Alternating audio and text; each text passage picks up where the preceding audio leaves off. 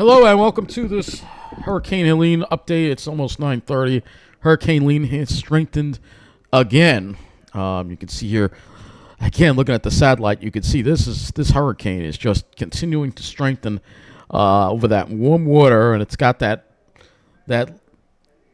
upper level low that's also helping it out. And so this is a very unique situation, and it's going to be a historic storm surge for this area.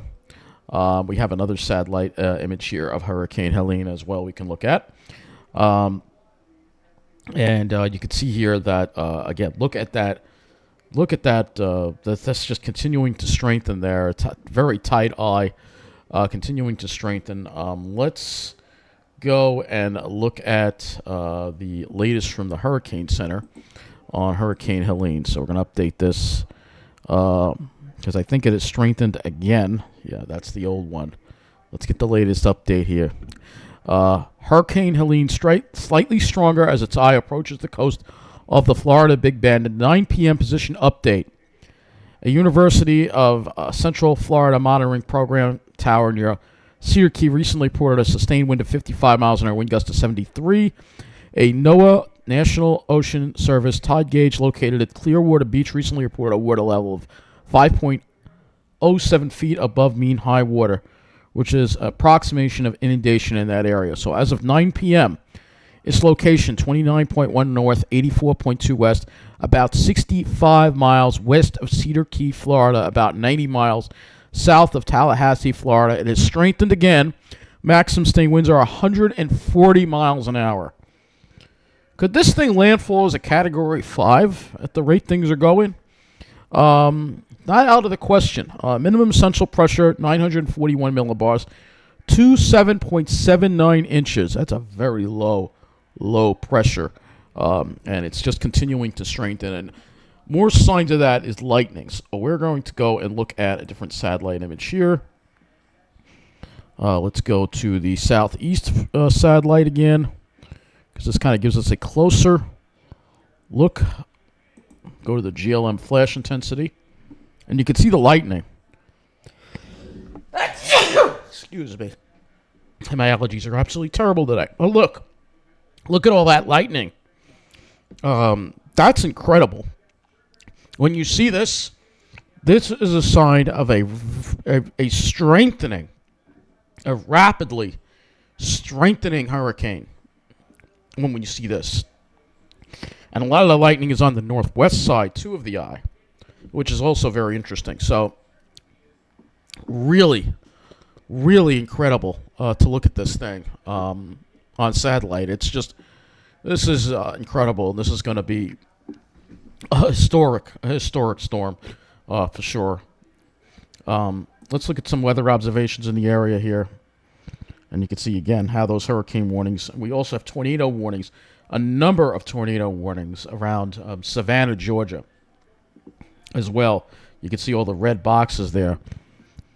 Let's look at some of these buoys here. 82 mile an hour, 82 degrees. The temperature, obviously, the wind is west-northwest, gusting to 69.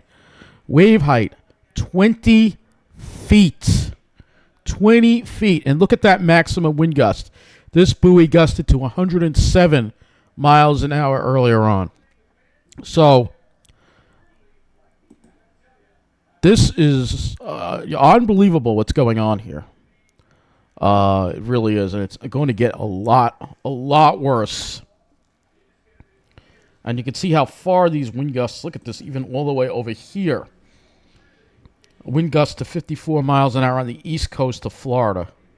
And the wave heights are at 10.8 feet even over there. So this is affecting the whole state of Florida. This is incredibly frightening for anyone that's in this particular area that's shaded in red, the bright red, which is the hurricane warning. All right. They also have an extreme wind warning in effect as well.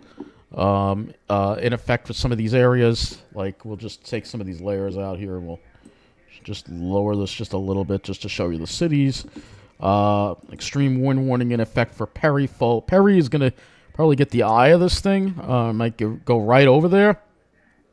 And we have an extreme wind warning in this area. So if we tap this map here, it should show us all the things that we have going on. Flash flood warning, extreme wind warning, tornado watch, hurricane warning. So I mean, literally almost every single type of warning you have is going on right there, which is incredible. And then over here we've got tornado warnings around Savannah. Tornado warnings, numerous tornado warnings at Savannah, and that's due to, we're going to go look at the radar, and we're going to refresh this radar. Maybe a once-in-a-generation storm. This is going to be one of the worst storms that we've ever seen in this country, I think. Because it is such a big area. Everybody talks about Andrew being a very powerful hurricane in Florida, but this is going to be even worse than that because it's going to be over a bigger area. Because it's a large storm. Going back to what the Hurricane Center said, we have the extent of the hurricane force winds. This update doesn't show us the extent, but if we go down here, we have hurricane force winds extend out up to 60 miles to the center, and the tropical storm force winds extend outward up to 310 miles from the center. That is huge. That is a huge storm. All right? That is an absolutely huge storm. So we have these tornado warnings. Let's go back to that radar. No, so this is the storm on radar, obviously, but these are where the tornado warnings are, right over here in these outer bands. Savannah, we got tornado warnings in and around Savannah right now. We'll loop this, and you'll see these storms just come in. All right, and I'm sure there's a lot of lightning with them, too. We'll go ahead and look at that as well. But you can see here, this is what it looks like on the radar. Yeah, incredible. Just incredible. Incredible the way this thing looks. It's just, and look at how just big it is. I mean, it's incredible how big it is. That's one thing we've been seeing lately, and the storm's just larger in size. And that's something that's a trend that I've been noticing as well. So we're going to go now to the, let's see, we can pull up another tab here. We're going to just keep opening tabs because, all right, let's go to Savannah.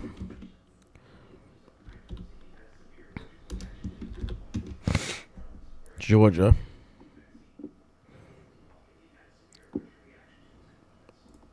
So I guess Charleston, South Carolina, this is their radar, and you can see these are the tornado warnings again. There we have, look at all those tornado warnings. There's like 5 or 6 of them. There's going to be lots and lots of tornado warnings throughout these. There's going to be a lot of spin-ups with this storm. Here's another look at the satellite. Again, this is the southeast sector. We already showed you that already. Let's look at the lightning detection because there's a lot of lightning in this area too. And you can see, yeah. Look at all the lightning near the center of the storm. Oh, my gosh. Look at all the lightning all near the center of the hurricane. That's an incredible amount of lightning. So you've got very warm water. It's shallow. It's getting all the fuel it needs to really explode. And honestly, if the right things are going, I say there's a 50% chance this thing is going to be a Category 5 when it hits land. That's a tremendous amount of lightning there in a hurricane, which is really unusual to see. The storms that are around Savannah aren't producing a whole lot of lightning. But these, I mean, this is where the center is. It's right around here. So, that's incredible right there. That's really something. That's something. That's something. And again, here's your infrared satellite. Let's go look at the power outages because that has gone up a lot as well. First, we have now 631,000 customers without power. West coast of Florida, very hard hit. And again, this panhandle area, you're going to have complete outages over there. Obviously, Hillsborough, all these, Pinellas County hit very hard. Obviously, they're getting some of the stronger winds. This kind of shows you the outage. I think it's Tampa Electric. It's probably going to have, they have 80,000. FPL has 184,000 without power. Duke has 270,000 without power. And look at this. We're starting to see power outages in Georgia, too, now. 25,000. That's going to go way up. So this Georgia's going to be in the red by in a couple hours. I think we'll start seeing Georgia turn red with more power outages as a result of this storm. We're going back to the map now. Let's get some more observations because these observations again, the worst is still offshore. Hasn't gotten on shore yet, but it's going to be coming. It's going to be coming, and we have a lot of flooding in these areas. We're going to go look at some of these earth cams and see if we can...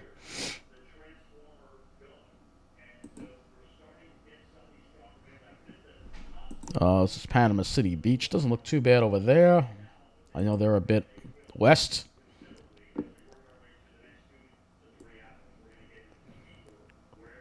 But... let's see what we got here. I don't know where all these places are. In Pensacola, they're on the Cape too. They're on the Panhandle. Can't really see anything over there. But we'll be looking at the webcams later. Let's see if we can access the models again. Tropical Tidbits, if we can, it would be nice. If not, we can't. All right, they're back. All right, so let's go and take a look at the models on this again and show you why this storm is so dangerous. So you can see, look at how strong that this is. This is the GFS, and it just maintains its strength all the way. It races through Georgia, but it maintains its strength, and it's going to give you like 6 hours of hell as it moves through. Everybody's going to be getting hit in Georgia by this thing, and there's going to be a tremendous amount of rain. So if we look at the total accumulated rainfall, and that's the other thing I got to show you, we're still going to see another at least 2 inches of rain, probably a little more. This is the GFS is underestimating it, honestly. Let's go to look at short range models here, like the HRRR, right? And you'll see that I still think this amount of rain is being underestimated, but you're going to have a lot of wind with this, and you can see just how tight and how deep that is as it makes its way in. And I'm going to want to go to let's go to the Ventus sky here, right? Because this kind of gives us a better... I always like this site when it comes to the wind gusts and illustrations. So you can see the wind gusts here that we got as this thing makes its way in. And here we are, 11 o'clock. You can see it might actually wind up being a little bit further to the left of this track. But you can see that Tallahassee is going to be on that western side, and they're still going to be getting some pretty bad winds. I mean, and that's why you have these high wind warnings even inland, because special high wind warnings, because look at this in Georgia, still got wind gusts approaching 200 after the 2 a.m. Statesboro. These are going to be some very hard-hit areas. Luckily for Atlanta, it looks like that it's in a weaker side of the storm here, but if this was a little further to the west, Atlanta would be getting involved in this. Hopefully it doesn't go over Atlanta, but this is the kind of thing that we have to worry about. And this is using the icon. Let's just shift this off to the GFS because the tracks are a little different here. This is GFS. No GM. It only gives us the Canadian, which Canadian we know is awful. Just go to automatic, which is usually the icon and the HRRR.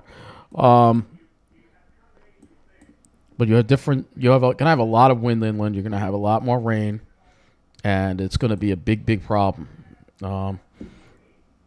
Let's go back to the observations because we want to look and see how much rain has fallen. Also, so we're going to go to precipitation, and we'll go to the 36-hour precipitation, all right? Because a lot of rain has fallen in this area already. Look at this, 14.82 inches being reported at Sumtra. Yeah, we have over a foot of rain in some spots already in the Florida Panhandle. And that's why you have this flash flood warning in effect in this area. It's a lot of rain. and even well inland. Look at all the rain that's fallen. Flint River, 6.5. Look at this. Auburn, over 5 inches.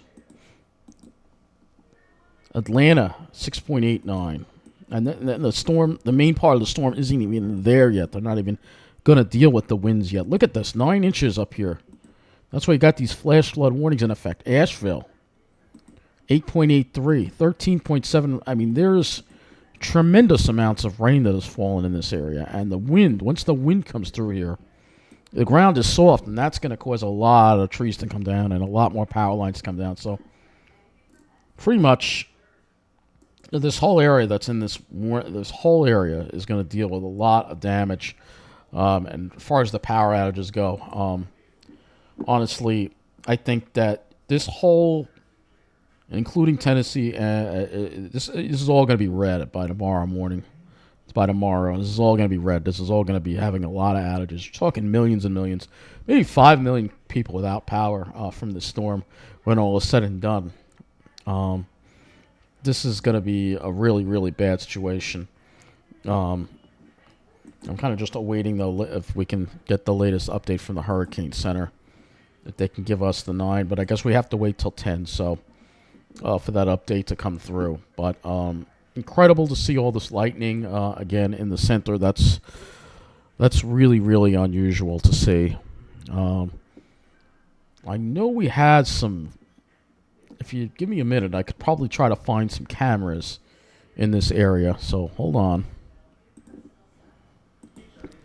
Well, here's one camera here, and you can see that there's underwater here in parts of Tampa, Florida.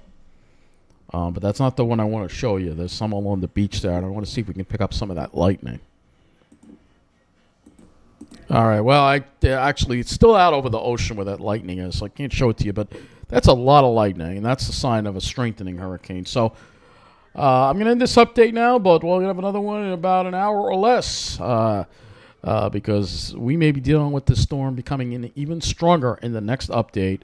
Look at that. I'll just show you. I'm just going to go to the regular infrared here and just look at that thing. It's just incredible to see. Look at all that white, that blow up. It almost looks three-dimensional. Like that is one of the most impressive hurricanes I've ever seen, for sure. And we're praying for everybody in its path.